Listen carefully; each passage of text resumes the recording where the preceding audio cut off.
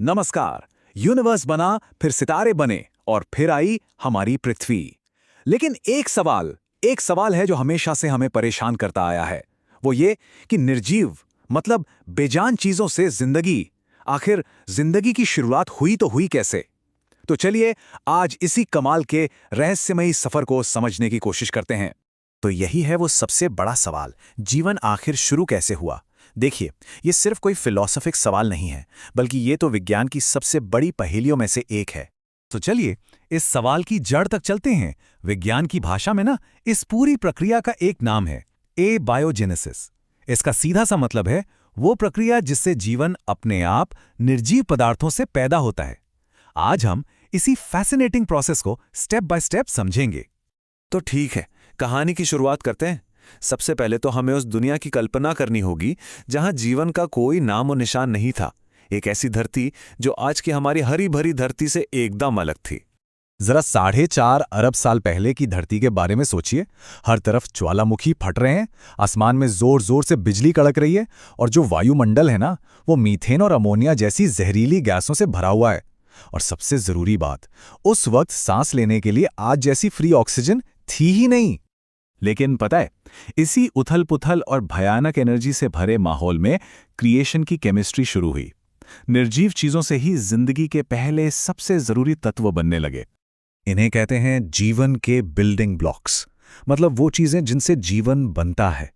जैसे कि amino acids जिनसे प्रोटीन बनते हैं, न्यूक्लियोटाइड्स जो हमारे डीएनए और आरएनए बनाते हैं, और लिपिड्स जो सेल्स की बाहरी दीवारें बनाते हैं। इन सब के बिना जिंदगी हो ही नहीं सकती।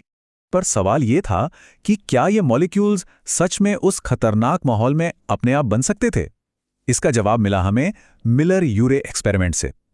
ये एक कमाल का एक्सपेरिमेंट था जिसने लैब में शुरुआती धरती जैसे ही हालात बनाए और ये साबित कर दिया कि हाँ, जीवन के ये बिल्डिंग ब्लॉक्स प्राकृतिक रूप से बन सकते थे। ये एक बहुत ही बड़ी कामयाबी थी। तो अब तक का जो सफर है वो कुछ ऐसा है। पहला स्टेप, सिंपल मॉलिक्यूल्स का बनना, जो हमने देखा। अगला और शायद सबसे मुश्किल स्टेप, ऐसे मॉलिक्यूल्स का सामने आना जो अपनी कॉपी खुद बना सकें। और आखिर में इन मॉलिक्यूल्स के चारों तरफ एक झिल्ली का बन जाना जिससे पहले सेल्स बने। चलिए अब इस दूसरे स्टेप को जरा और करीब से देखते हैं। अब हम कहानी के सबसे जादुई मोड़ पर आ गए हैं। नॉर्मल केमिकल्स से जिंदगी का ब्लूप्रिंट कैसे बन गया? मतलब वो कोड जो खुद को कॉपी कर सकता था, वो आखिर बना कैसे? यहां पर वैज्ञानिकों की सबसे मजबूत थियरी है आरएनए वर्ल्ड हाइपोथेसिस। ये कहती है कि डीएनए से भी पहले आरएनए आया था। आरएनए की सबसे खास बात यह है कि वो डीएनए की तरह इंफॉर्मेशन भी स्टोर कर सकता है और प्रोटीन की तरह केमिकल रिएक्शन को तेज भी कर सकता है। मतलब एक में दो का काम। इसी वजह से उसे जीवन का पहला सेल्फ रेप्लिकेटिंग मॉलिक्यूल माना जाता है। फिर धीरे धीरे ये खुद को कॉपी करने वाले आरएनए मॉलिक्यूल्स लिपिड यानी कि फैट की झिल्लियों में बंद हो गए, और बस इसी तरह बनी पहली साधारण कोशिकाएं, जिन्हें हम प्रोटोसेल्स भी कह सकते हैं। ये बहुत ही सिंपल बैक्टीरिया जैसी थी, और जैसा कि हमने बात की, ये ऑक्सीजन के बिना ही जिंदा रहती थी। तो जीवन तो शुरू हो चुका था, लेकिन अब एक ऐसी घटना होने वाली थी जो इस पूरे ग्रह को हमेशा के लिए बदलने वाली थी। और ये थी पृथ्वी की ऑक्सीजन क्रांति। और इस क्रांति के हीरो कौन थे? ये छोटे छोटे जीव, साइनोबैक्टीरिया।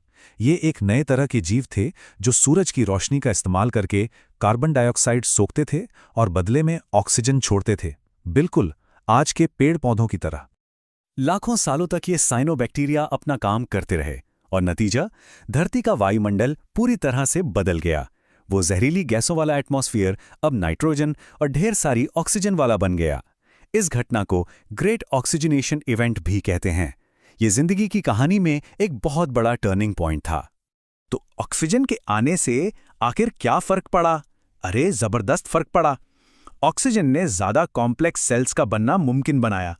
इसने एनर्जी बनाने के तरीके को कई गुना बेहतर बना दिया, और सबसे जरूरी, इसने मल्टी सेलुलर लाइफ यानी हम जैसे जीवों के विकास का रास्ता खोल दिया। पौधे, जानवर, इंसान, हम सबका वजूद इसी ऑक्सीजन की वजह से ही संभव हो पाया।